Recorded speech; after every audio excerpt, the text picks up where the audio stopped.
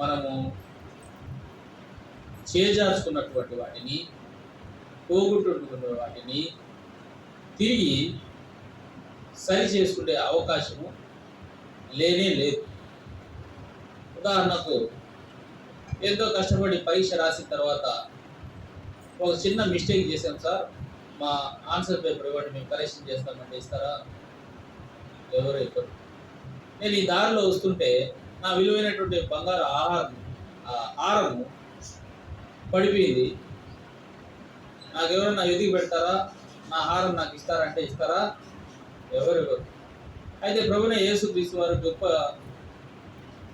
ఆధిక్యత ఏంటంటే మనకి ఇచ్చేది, ఆయన ప్రశస్తమైనటువంటి ఆ యొక్క శరీరము రక్తం ద్వారా పోగొట్టుకున్నటువంటి మన విశ్వాస జీవితాన్ని, మన సాక్ష్యాన్ని తిరిగి మనకి ఇచ్చేటువంటి ఆ యొక్క గొప్ప సమాధానం.